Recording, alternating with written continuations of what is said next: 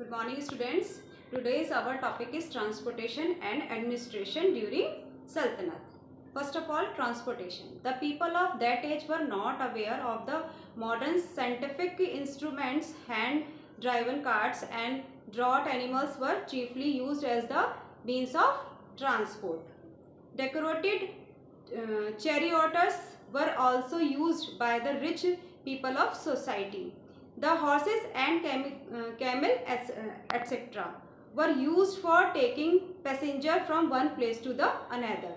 दिल्ली सल्तनत इसमें है यातायात के साधनों का। दिल्ली सल्तनत के जो सुदृढ़ होने से यातायात और संचार का विकास हुआ। उस समय आधुनिक वैज्ञानिक उपकरणों का ज्ञान नहीं था। लोग परिवहन के साधनों के रूप में कुलियों, जानवरों और चक्के वाली गाड़ियों का प्रयोग करते थे। परंपरागत बैलगाड़ी का इस्तेमाल उन दिनों बहुत होता था। बैलों पर काठी के स्थान पर गद्दे रखकर माल ढोया जाता था।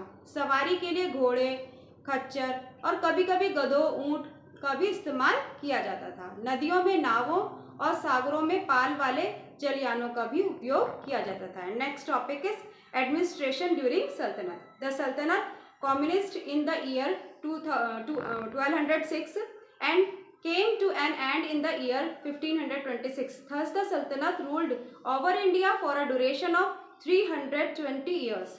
The status of Sultanate was supreme during Sultanate. All the political, legal and military powers were visited in him.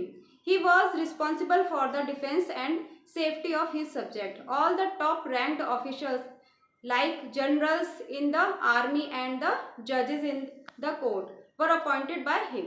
If the people were not satisfied of their manner of functioning or they were not getting proper justice, they could directly appear before the Sultanate. Providing justice to his subjects was the main responsibility of the Sultan. सल्तनत कालीन प्रशासन। दिल्ली सल्तनत का प्रारंभ 1206 में और अंत 1526 में हुआ। इस प्रकार भारत में सल्तनत ने लगभग 300 वर्षों तक शासन किया। सल्तनत काल में सुल्तान का स्थान जो सर्वाधिक महत्वपूर्ण हुआ करता था। सारी राजनीतिक, कानूनी और सैनिक सत्ता उसी में ही निहित होती थी। वह राज्य की सुरक्षा और व्यवस्था के लिए जिम्मेदार हुआ करता था और इस तरह वह प्रशासन के लिए भी जिम्मेदार था। सुल्तान ही सेना का प्रमुख यानी कि प्रधान हुआ करता था। कानून और न्याय की व्यवस्था करना भी उसी का ही दायित्व था।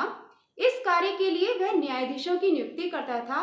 उसके किसी भी पदाधिकारी के अन्याय के खिलाफ उससे सीधे अपील कर सकते थे। न्याय करना शासन का सबसे महत्वपूर्ण दायित्व हुआ करता था।